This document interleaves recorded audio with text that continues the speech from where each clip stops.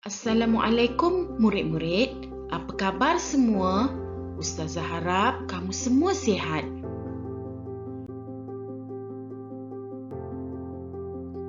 Baiklah, pada hari ini kita akan belajar mengenai tajuk sifat ilmu Allah.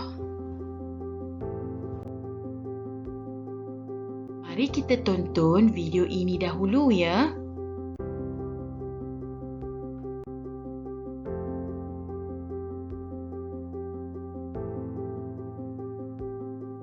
ثم خلقنا النطفة علقة فخلقنا العلقة مضغة فخلقنا المضغة عظاما فكسونا العظام لحما ثم أنشأناه خلقا آخر فتبارك الله أحسن الخالقين.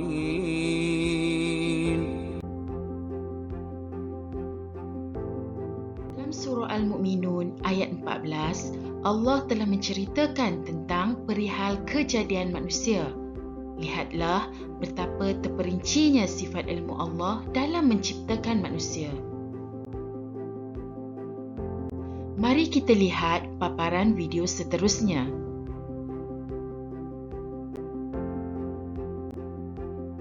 Hai semua, saya adalah unta, sejenis haiwan yang tinggal di padang pasir.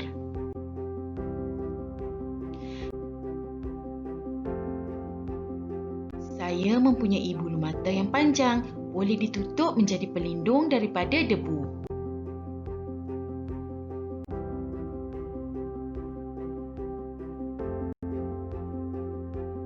Saya boleh hidup berminggu-minggu di gurun tanpa air dan makanan. Ini kerana pada bonggol ini mengandungi lemak, boleh ditukar menjadi tenaga dan air. Hidung saya boleh ditutup bagi menghalang debu masuk ke rongga hidung.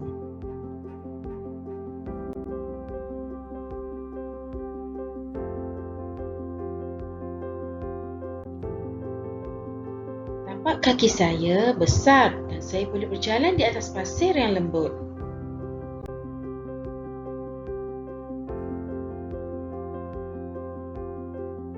Tubuh badan saya sangat tegak, sangat sesuai untuk mengangkat barang di padang pasir.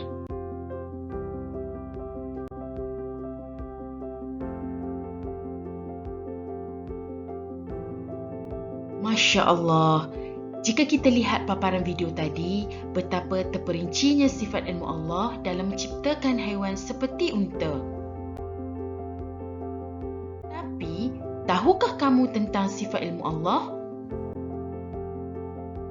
Ilmu ialah salah satu sifat yang wajib bagi Allah. Kita wajib meyakini bahawa Allah bersifat ilmu yang bermaksud Allah Maha mengetahui akan setiap sesuatu secara terperinci sama ada yang telah, sedang atau akan berlaku.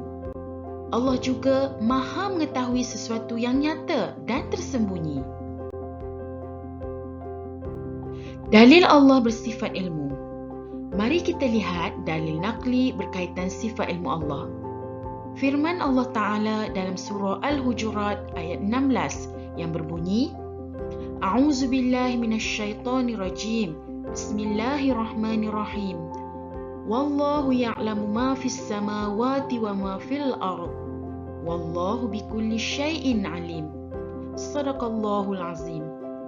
Maksudnya, dan Allah Maha mengetahui segala yang ada di langit dan yang ada di bumi, dan Allah Maha mengetahui akan tiap sesuatu. Mari kita tengok contoh seterusnya.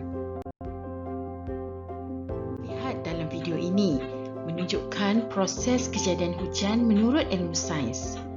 Namun, dalam Al-Quran, Allah telah menceritakan mengenai perihal kejadian hujan. Maksud, Allah yang mengirim angin, lalu angin menggerakkan awan sehingga terbang di atas langit, sebagaimana yang dikehendakinya, dan dijadikan awan itu berkelompok-kelompok. Kemudian engkau lihat air hujan keluar dari celah-celahnya. Maka, apabila air hujan itu menimpa sesiapa yang dikehendaki di antara hamba-hambanya, mereka dengan serta-merta bergembira.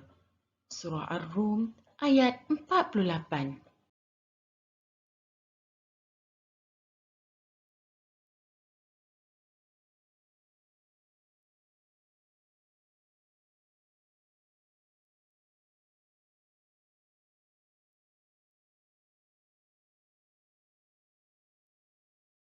Berdasarkan apa yang telah kita tonton tadi, dapat dibuat kesimpulan.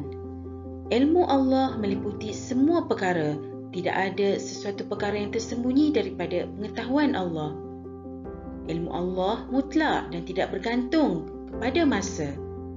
Allah mengetahui sejarah perkembangan kehidupan manusia di alam ini sama ada yang sedang berlaku atau akan berlaku. Ilmu Allah tidak memerlukan kajian kerana Allah mencipta segala-galanya. Allah mengetahui perkara gaib. Malah tidak ada sesuatu yang gaib bagi Allah.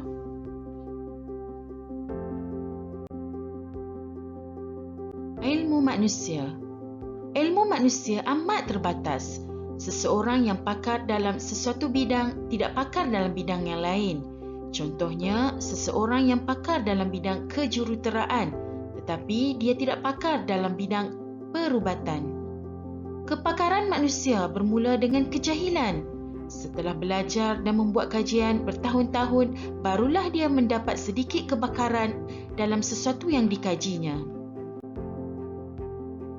Pengetahuan manusia bergantung kepada sejauh mana kebolehannya mendapat maklumat.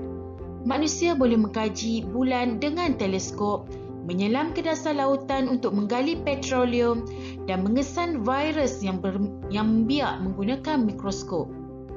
Ilmu manusia tidak dapat menjangkau ke alam ghaib seperti alam barzah dan akhirat. Selain itu, manusia perlu sentiasa belajar dan mencari ilmu pengetahuan untuk menjadikan mereka manusia yang berjaya. Untuk belajar ini tidak ada tempoh masa. Daripada kecil sampailah kamu tua. Ilmu itu tak akan habis jika kita belajar. Lagi-lagi kalau ilmu dalam mengenal Allah.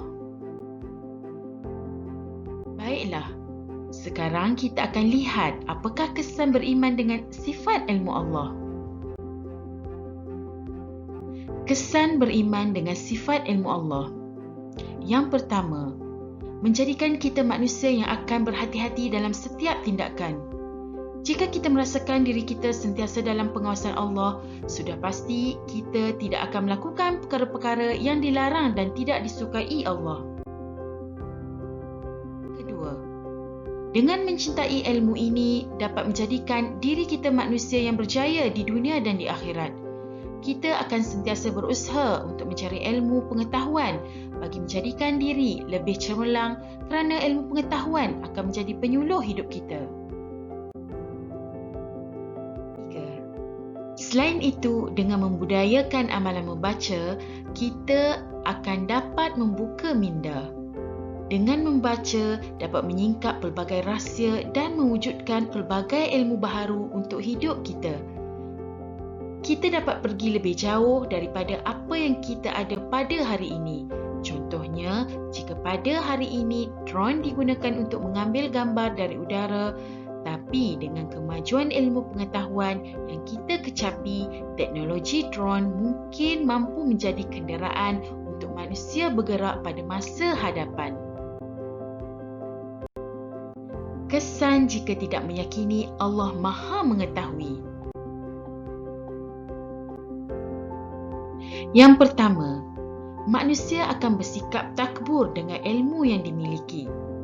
Manusia juga tidak terlepas daripada perasaan bahawa diri mereka adalah lebih utama dan hebat daripada orang lain. Marilah kita bermuhasabah dan memperbaiki diri. Kita perlu insaf dan akui diri kita manusia dhaif dan lemah. Segala kehebatan dan kelebihan yang ada pada diri kita adalah anugerah daripadanya dan boleh ditarik pada bila-bila masa sahaja. melakukan kemungkaran tanpa rasa takut. Manusia akan berani membuat kemaksiatan sehingga tidak ada perasaan bersalah dalam diri. Mereka akan berbangga dengan dosa dan tidak merasa takut dengan azab Allah. Ketiga, malas belajar dan tidak mencintai ilmu.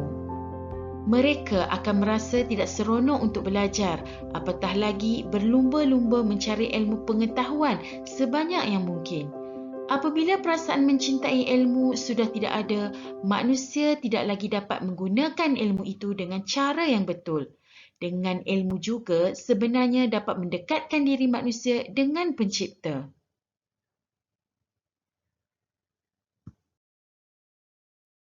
Keempat, mendapat kemurkaan Allah. Allah Subhanahu Wa Taala memerintahkan orang beriman supaya jangan membiarkan kemungkaran berlaku di sekeliling mereka. Jika mereka membiarkan kemungkaran itu, maka Allah Subhanahu Wa Taala akan mengirimkan azab ke atas mereka. Satu kerosakan yang akan menimpa mereka semua, tidak kira yang melakukan kezaliman, yakni maksiat dan dosa, mahupun mereka yang tidak melakukan maksiat itu. Kawan-kawan, sentiasa berhati-hati dalam setiap tindakan kerana Allah yang bersifat ilmu, iaitu Maha mengetahui. Allah bersifat ilmu akan mengangkat darjat orang-orang yang berilmu.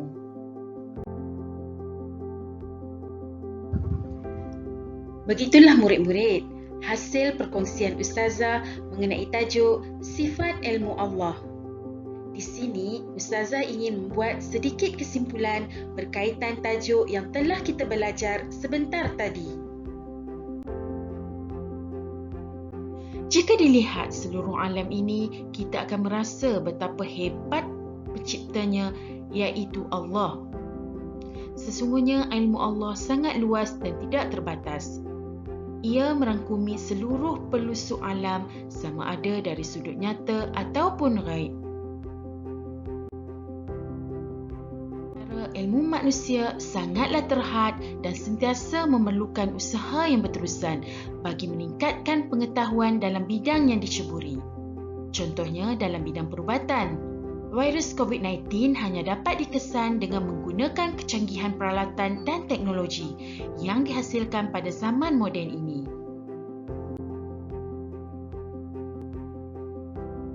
Sekian.